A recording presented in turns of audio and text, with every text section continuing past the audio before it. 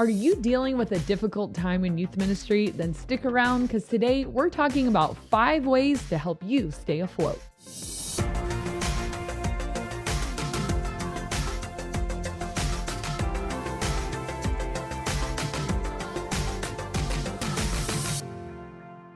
Welcome to the Ministry Coach Podcast, the coach for the coachless in youth ministry. My name is Jeff Lascola, and this is Kristen Lascola. And I know you've probably been in a situation, we all have, where there's just turmoil going on, whether in your ministry or life, whatever. So what are some of the ways that you can kind of stay afloat, both personally and ministerially during those times? Where does one end and the other begin, right? They're kind of one and the same. So yeah, maybe you hit a rough patch in ministry and it's kind of bleeding over to your personal life. Maybe your attendance is down. That's the classic, oh, I'm the worst. I'm quitting. The rain cloud Eeyore kind of thing. When our attendance is down, we're down. Yeah. And we feel like, what is going on? What am I doing wrong? Or maybe you have some internal turmoil at church. Like maybe there's internal drama or tension, or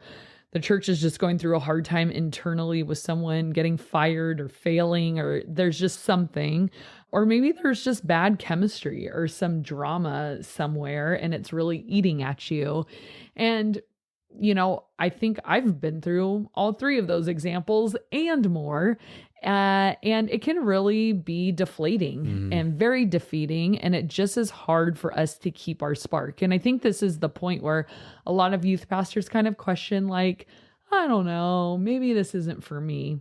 But today we're going to talk about, because I don't know like your specific why are you having a hard time, but today we're going to talk about 5 more just general principles. No matter what type of hard time you're going through in ministry, in your church, in your youth group, here's some 5 general like mindset things that have really helped me. So number 1 is this: don't panic. And we've talked about this before. Just don't panic. I think as soon as something goes wrong, we just think that means I'm doing something wrong. Yeah. Something's off. This isn't good. This is a bad environment. I got to get out of here. And we just are like, where's the nearest exit door? And it can be like, whoa, hold on. Let me put a little bit of perspective there for you. Is that one of the tests of leadership is how well you navigate difficult times. Your attitude matters more than everyone else's. If you're in ministry or leadership for any length of time, you're going to hit a hard time. Yeah. And the hard time isn't necessarily an indicator of like something is terribly wrong. And no, there are just hard times in leadership, hard times in ministry. And as a leader, it's our job to navigate them and lead well through them. Because I say through them because you will come out the other side. You won't stay in that forever.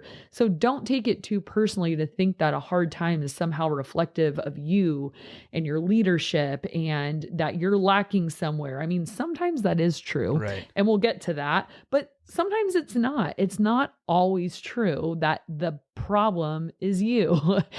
It kind of sounded like Dr. Seuss. Either way, what if it is you and what if it's not? Either way, don't freak out because both scenarios can be solved and have a solution. And really, I like to remember that I'm not alone. So I think of all the like Old Testament leaders that had a really hard time. Like God had called them, equipped them, and chosen them. That was very clear.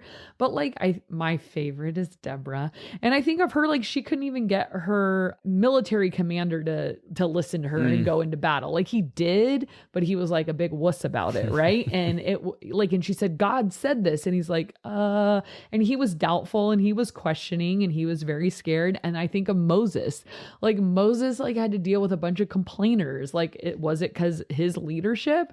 They told Moses, I wish we would have died back in Egypt. That's how much they didn't want to be where he was leading them. They preferred death over Moses's ministry. And I'm like, oh my gosh, how did he not just like wring their necks? I think about David, the leader, you think you have a bad senior pastor. Saul tried to murder David, like multiple on the regular. Like, is your senior pastor chasing you with a spear all over like the foothills of Israel? I don't think so. And so Abraham, I don't know if you saw his only son. Oh, it was so good. And the scene, where Abraham's asked to make this like unthinkable sacrifice and had to make a really hard decision. All of these leaders find themselves in impossibly difficult situations. Does that mean they weren't the right one for the job?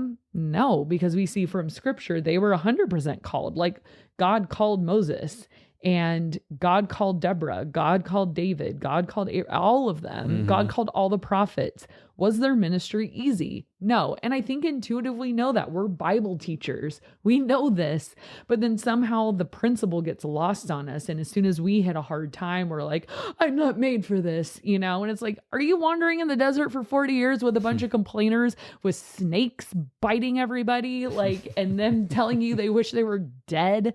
Like, and then you kind of have to wait till like they all die. Ministry. Doesn't it? Does. It's a metaphor for youth ministry. There's a bunch of snakes biting everybody. Probably It's a should game. call. It's an icebreaker. I'm gonna have to call a senior pastor and tell him about this. Oh, but I'm like, poor Moses. If that was my calling, like, hey, you get to wander around a desert for 40 years with a bunch of whiners. There's gonna be snakes, and then there's gonna be worms eating your food, and then you're not gonna get to go to the promised land because you lost your temper. I'd be like, could you call someone else then, please? Right. So don't freak out. You're in good company. If leadership is difficult, you're probably doing it right. Leadership is hard. Off the top of my head, I can't think of any leader in the Old Testament or probably even New Testament, but no, think of Paul. Holy cow. Anybody he got bit by a snake too. That's true. Didn't face him though. He's cool. He's chilling. But that didn't have any sort of hardship, turmoil, anything like that. Like I feel like they all did. Maybe there is, and I just can't think of it right now. But I can't recall any. No, and I think leaders have got to exercise resilience. Like we're gonna go through it. You've got to be resilient. Don't panic. Maybe it is you. And so that kind of brings us to number 2. Like sometimes it's just ministry and we have a target on our back and the enemy would love nothing more than to take us out, and to make us think like God is not good. And why did God bring me here? And I would have rather died, in my desk office job than be in youth ministry, but like, what if the problem is you? What if you have, because sometimes we blame other people, but it's like, it's me. Hi, I'm the problem. It's me. And we have to be honest and look at ourselves and say, oh, shoot, this mess is of my own making. Right. And that's okay. It still doesn't mean you're disqualified. It means you've got some learning and growing to do, which we all do. Like, I don't think anyone is like a ready-made youth pastor. We really go through the ringer. We have to kind of own up to our own behavior and mistakes and immaturity sometimes. And that is quite all right, as long as we're learning and growing and not repeating the same mistakes over and over and over again. So there might be an actual issue that needs to be addressed. So here's the thing. It's going to take some humility and fix what you can. Fix what you can. Leaders take action and solve problems. There might be an area in your ministry that you've let go and it's become unhealthy and it's been unattended to for way too long and you need to address it. Maybe there's a leader who's toxic and you're just too afraid to confront them. Maybe you struggle with pride and you can never admit your mistakes and you drop the ball on something, but you pass the blame to someone else and it caused some fallout. Maybe you're really disorganized and it left people so confused, like, what time are we meeting? When, where? But you haven't really owned that mistake. Maybe you are disrespectful to your senior pastor. It's a pride issue and you think you know better than them. And so you're constantly butting heads. Whatever. There's a ton of issues it could be. No, I want you to name a few more. Oh, okay. Do you want to name some of mine? What are my issues? We don't have a podcast long enough. Oh, you're so predictable. Yeah. But those are, I think, some of the most common ones that I think youth pastors struggle with. It's usually a pride issue. It's usually an insecurity issue. It's usually an organization issue or a relationship issue, And then remember too, maybe it's not your public persona, but your private persona. So are you who you claim to be in public? And, there's that whole story we've talked about before of Achan and the sin in the camp where he hides the stuff under his tent and everyone's going down because of his sin. And it's like, well, the ministry could be brought down because of your personal sin that you're doing behind the scenes. Is God not blessing your ministry because you're Achan and you've got some stuff that you're not owning up to that's being hidden?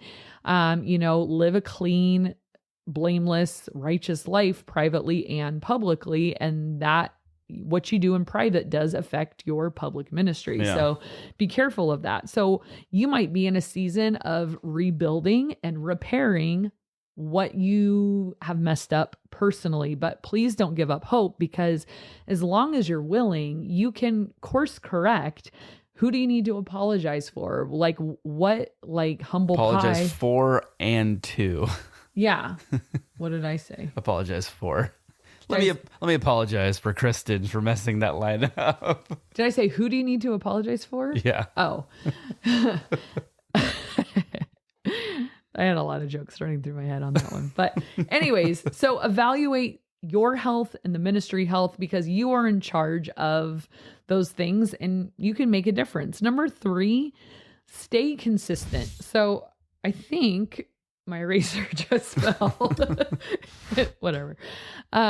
Stay consistent. So I think sometimes pastors are like, we just need to take a break. Like things are just getting crazy. Like we're going to take a season off. No, that is not the issue. That is not going to solve it.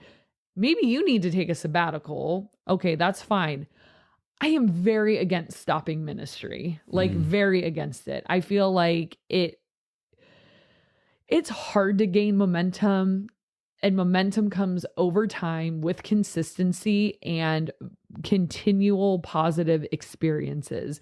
And if you need a sabbatical and you can't offer a positive experience anymore, well, just, I guess, find someone who can. Maybe like I went on maternity leave and Jeff stepped in before, and that was like killed all the momentum. It was a bad season, but at least we met. I just think like, unless it's a dire situation, really don't cancel. Find a way to meet and find a way to appreciate who is there, not who isn't there. And I think that sometimes like, well, our attendance is so low, maybe we just need a reset. No, just keep going and just focus on the people that are still coming. As long as you still have a kid, some kids, whatever, like it is worth meeting. Like it is. And I think we all struggle with this, where it just almost like if there's like 4 kids, you're like, this isn't even worth it. Right. It is. It is so worth it. And it's hard, I will admit, to wonder like, hey, you 4, how's it going? Like sometimes it's much easier to be in front of a crowd than to have to really dig in with 4 people, because a crowd, it's just energy. Yeah. But when it's every people, joke is funnier. Every game is usually more fun. But when it's people, you have to do the hard work, like face to face and relationship skills, and it feels harder and all that stuff. Like when it's just a crowd of energy, it's just I mean, I think, and that's the big reason I think a lot of youth ministries stop during the summer is because so many families go on vacation and attendance a lot of times will dip. It's pretty normal. But I think when people say like, oh, I only have 3 or 4 kids coming, if you look at it based off of the individual, so let's say your ministry is normally 25 kids when you're really running full steam, and that's 25 students that said, I want to be here. Amazing. And then all of a sudden summertime you dwindle down, now you only have 8. But it's still 8 people saying, I want to be here. If you say, well, there's not enough people, we're not coming, it's like you 8 don't matter. Yeah.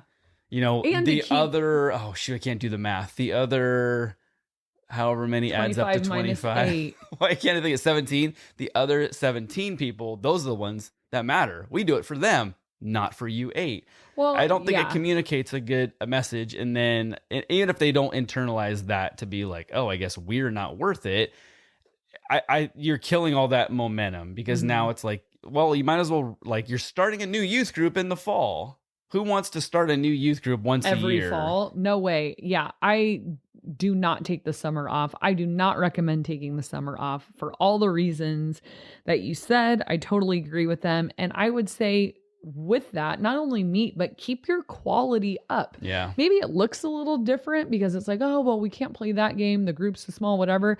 It could look different, but the quality can stay the same. Yeah. Like people can kind of feel when you've checked out or given up or let go or something like that. And it's just, yeah, don't expect to like maintain your momentum into the fall. Like you said, you can't push restart every single year. Right. Now, it's one thing, I take 2 weeks off for Christmas and whatever, and that's to give everyone a break, but they're raring to go when they come back. It's just these long stretches of we don't meet during the summer. And you know what's so funny? I've never taken the summer off, ever. Yet every year, I have students that are like, bye. You'll see. I'm like, what are you talking about? I'll see you next week. What? We have chaos in the summer? Yeah. Yeah. Like, hello, why would we not? Right. Like, we never have not, you know? Right. Whatever. Okay. Number 4, this goes along with it. Focus on what's important. So when you feel like you're in a season where you're just trying to stay afloat and nothing seems to be going well, morale is down, attendance is down, just go back to why you started in the first place. Focus on what is important. What is important in ministry? Relationships. That's it. And so focusing hardcore on like, let me just be there for the people who are here, really dive in deep, get to know them, pour into them, love them, acknowledge them, like minister to them, pray for them, disciple them, whatever it might be. I think those hard times can help ground us and get us back to why did we start this in the first place? Because when it's like lights, camera, action, and the crowd and the buzz, and you're like flying high and you're feeling all the energy, you're almost crowd surfing on the energy, and it's so much fun. Well, that's a good time. That's not like totally ministry, you know, like sitting and talking with someone about their life and their family and praying for them and discipling them and asking them good questions. That's ministry. So when you go through those seasons where maybe that spark isn't there, just go back to relationship, go back to people, like get grassroots again and watch those seeds sprout and grow and that become contagious. Everybody wants to feel loved, valued, seen. And no matter what's going on in your ministry, whether there's 8 people or 80 people or 800 people, you can focus on relationships. Yeah. Now, if that's through you and through your small group leaders or whatever, maybe it's like you need to focus on your leaders and those relationships because you have too many kids and you can't really know them all. Maybe you only have a few kids and you can really focus on those relationships. And, you know, the summer lends itself even to spending some extra time and doing some different things with them. But I think that last line you said, doing different things, because take advantage of what you've been given, like in the sense that if your group is smaller, going back to the summer example, if your group is smaller in the summer, what are the things that you can't do normally with the group because it's too big? Yeah. That you can do when it's smaller. There's certain games that you can probably play that you normally couldn't. There's more discipleship directly to the students that you could do that you wouldn't, as the youth pastor, have that personal contact with. Totally. So what are all those things? Like, I feel like we have 2 young girls, and when we ever, like, well, you're taking one of them to do something and I'm taking the other, there's certain things, partly because of the age difference, partly because sometimes when we're all together, it's just chaos. But there's certain things you can do with one daughter, just you and her, that like, well, like the younger one wouldn't want to go and see this movie or wouldn't even be able to sit through a movie, you know, so I can go into it, the older one to go, you know, just little things like that can make it special. And like you said, you never drop the quality. It's like less people, less quality. No, keep the quality up, but focus on doing some of those things that maybe you didn't normally have the chance to do because your size was bigger during the fall or spring or whatever. Yeah, like Saturday night this weekend, I had a small group. Like there just wasn't a lot of people at church on Saturday night. And there was this girl who I got to talk to like more in depth than I ever have before. Like she had changed her name and I never really knew why. And then I kind of was able to ask her like, So can I call you by your previous name? Are you still going by this name? Like, no, I want to go back to my old name. Okay, like tell me about that. Like you never really told me why. And when there's a crowd Yeah. and there's so many kids because she doesn't come to our midweek program, I don't get to have those kind of conversations with her because I'm getting hit in the head with a dodgeball and people need cookies and kids are spilling water on my air hockey table and I have to clean it up. It's like just this hustle bustle, and it was so quiet. And then her and I played taco cat goat cheese pizza together and had a cool connection, and I never really get to talk to her very personally, but in the quiet of that service without so many other kids bugging me, I got to have a moment, and I really loved that, because she's kind of a mystery to me, but she's how there's some kids that just they wear their emotions on their sleeve and exactly what they're thinking because they say exactly what they're thinking. And then there's those kids where you're like, I need time to excavate, what's going on and really develop a relationship with you. She's one of those. And those kids get lost in a shuffle, especially if they don't come to your midweek program and that's where all my small group leaders are. So it's like, well, hopefully we get time to know you at church on a Sunday. So yeah, I hear what you're saying. And then fifth and finally, know your audience. And this one has always been what I go back to because I always feel like, who am I doing this for? Like, I think back to when Deborah had to lead Israel and Barak wasn't like on board, and Abraham with the Israelites and David fighting for his life, and all these, I think of like what gave them the strength to keep going. And I'm like, it had to be they knew who their audience was. Like Moses's audience was not the Hebrew people. Like he knew, you guys are human and you're a bunch of whiners, but I'm doing this for the Lord God, and just to feel like that is what gives him the strength to keep going and going and going and going and not abandon the mission. And sometimes when ministry is really hard, I think like, I'm not doing this for these families or these kids that aren't grateful or that don't say thank you, or this person who misunderstands me or my ministry or is a complainer or whatever it might be. Those people are not who I'm going to answer to. Like at the end of my life, they're not going to be there. I'm going to be standing before one person and I only need to hear them say, well done. I hope other people could say the same, but that's not what I can hang my hat on of making sure everybody liked what I did all the time. As long as I know I'm pleasing God and doing what he's called me to do, I feel like I almost am. Like sometimes I get in that mindset of like, I'm doing way too many important things to care what you think, other people, not God. But like me and God are doing so many important things that I don't even have time to stop and consider like, did you like this or not like this? It's like, I don't care. Like this is, I'm getting it done and staying in the zone of knowing exactly who my audience is, because people, their opinions can really affect how we feel about ourselves and our performance. And their opinions are based off of sometimes some really weird things. Opinions are based off of past experience, past trauma, the house you grew up in, the church you were raised in. Like they aren't always great indicators of truth. Now it could be the truth for how they think, but like the truth and the reality of what's really going on is not dependent on their opinion, and which can change too. Totally. I mean, my opinions change all the time. So those are my 5. I hope they help you if you're going through a difficult season in ministry. Just know you're not alone.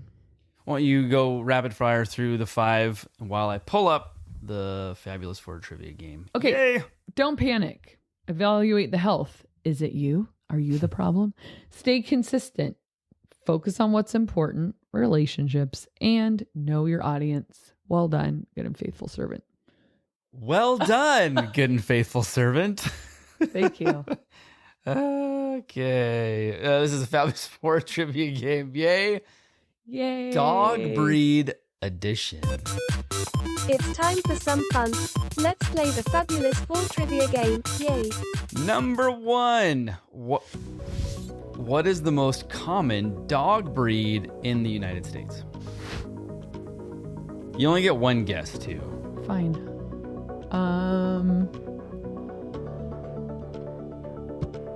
A golden retriever.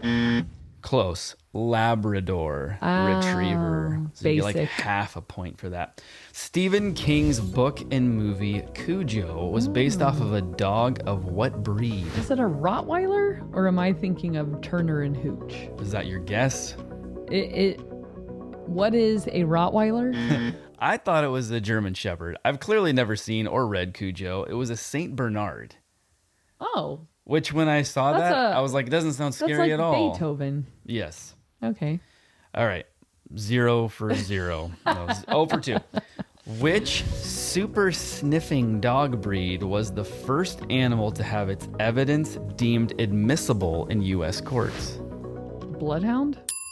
You're right. I just thought it seemed too easy. I wouldn't have known. All right. True or false? Dalmatian puppies are born without spots. True. I know that from 101 Dalmatians. Cruella did not want Really? the dogs until they grew up because she goes, "Where the spots? Where the spots?" Like that. Also, I'm very disappointed you didn't ask me any questions about dachshunds. It's because you'd probably know all the answers. Yeah.